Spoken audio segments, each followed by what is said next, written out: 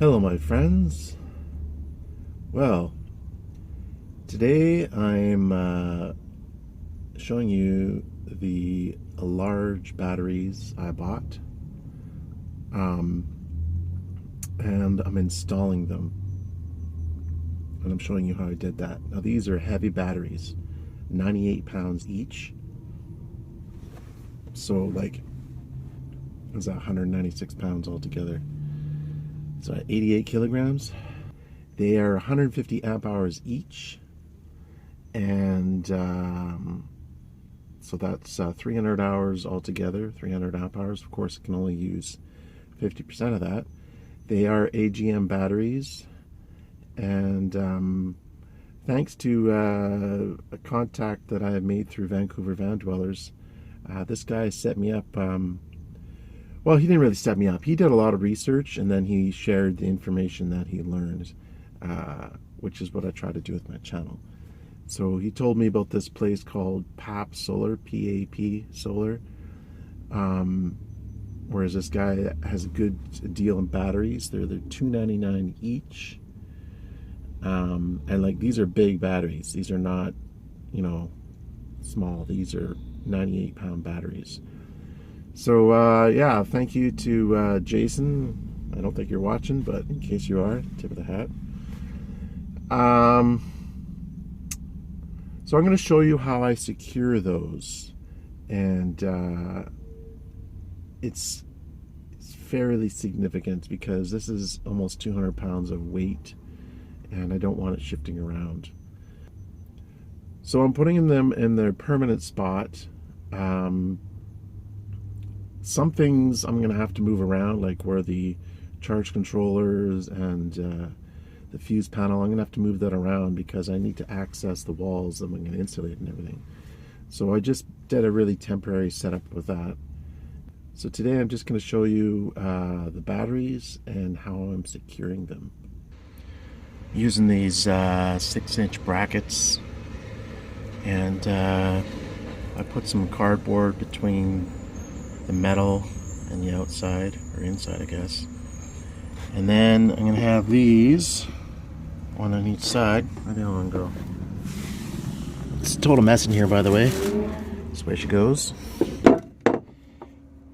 And that's going to stop the batteries from going forward.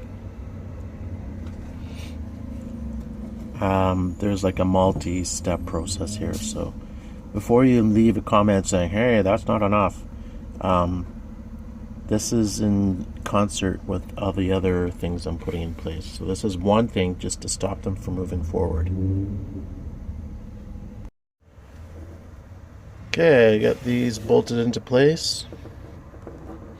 So I guess I need to explain that the point of having this cardboard on these pieces is abrasion resistance. And that's the same reason why I'm putting this down, because those bolts are sharp, and these batteries could be here for 5 years or however long they last. I hope at least 5 years. Therefore, I want them to not get all gunged up. I don't really care what they look like as long as they don't get wrecked. You know what I mean? So we'll put some scraps together, tape them together. Doesn't really matter what it looks like. It's going to be underneath batteries. So here we have the batteries. 150 amp hour batteries, deep cycle, heavy duty.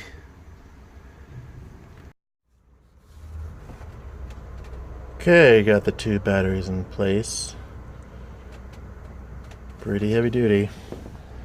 I'm putting insulation in there. I'm not sure that I will keep it like that, like permanently, but I know that I want 1 inch of insulation. This is all going to be insulated inside the walls already, so I'm also going to have another inch of insulation on the outside. So since I want that, I figured it's better to have it in place now, because once you put all the bolts and everything is dependent on other things. So it's good to have it in place now, and so that doesn't affect everything else. So we got this 3/4 inch plywood right here, and this is where I'm going to put the bolt things that are going to hold the ratchet straps in place.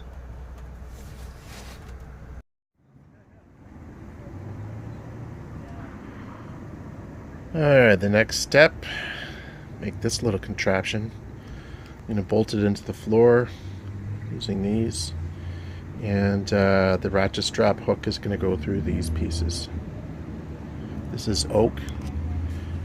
I went back and forth. I was going to use this aluminum piece that's left over from the roof rack, but then these pieces right here, I wouldn't be able to inset them. So I needed it to be inset because otherwise it's going to wobble like crazy. Alright, got all the pieces in place.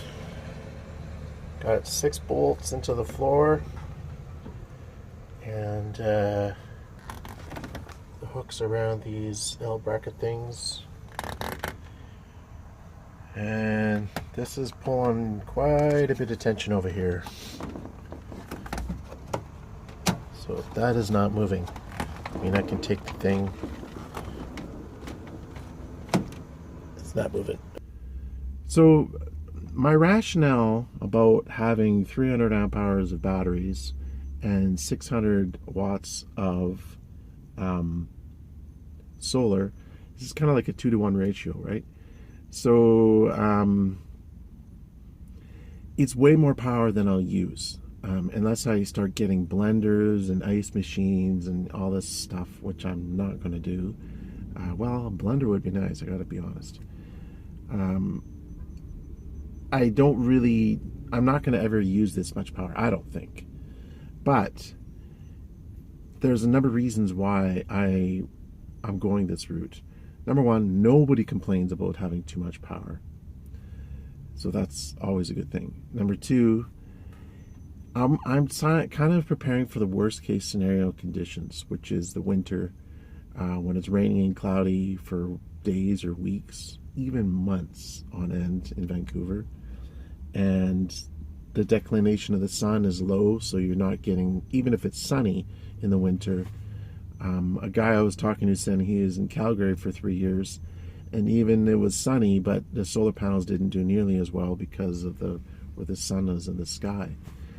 So combine that in Vancouver with the clouds and the rain, you gotta have as much solar as possible. And I designed my system with the idea of trying to get as much solar on the roof as I could.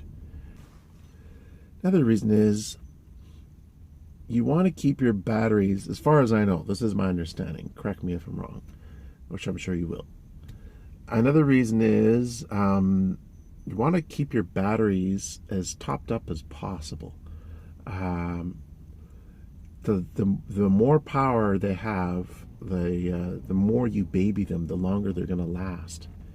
And for me, I'm 100% off-grid 100% of the time, which means I never ever go to a campsite and plug in. I've never plugged in once in over 4 years of van dwelling.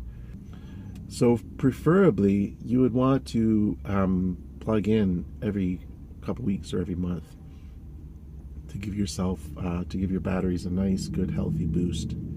But I don't ever do that, ever, never done it. And which means I'm gonna decrease the lifespan of my batteries. And I accept that, you know, by the time you spend the money on the campsite and the gas driving out to 3 or 4 hours away from here, find a spot, worth the electric plug-in, it's not worth the hassle. Now, some people say, oh, you could just ask a friend. I get that a lot, but I don't want my lifestyle to be a burden on others.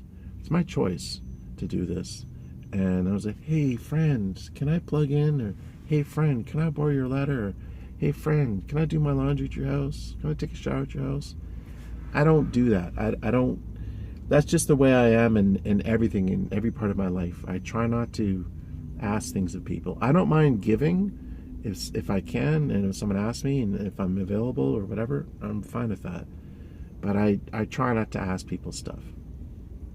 That's just my nature. So to summarize, why it's good to have lots of power is, number one, prepare for worst case scenario, winter conditions. Number two, it'll keep your batteries healthier for longer if they're always topped up. So if you have lots of solar, your battery should be okay.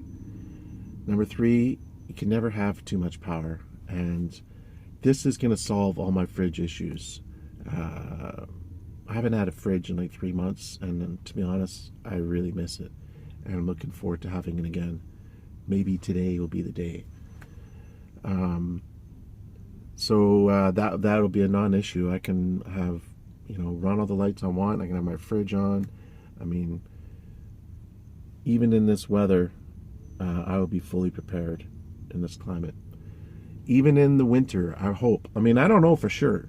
We'll see what happens come winter time. Am I going to be able to run my fridge? I think I will be able to. I think it should be fine, because I almost was able to with my 150 watts and my two golf cart 6-volt batteries. So I have got way more power now.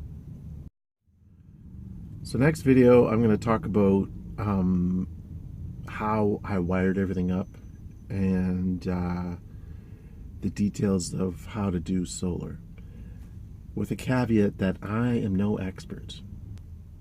Alright guys, well, that's all we have for this one. Thanks for watching, and be well, my friends.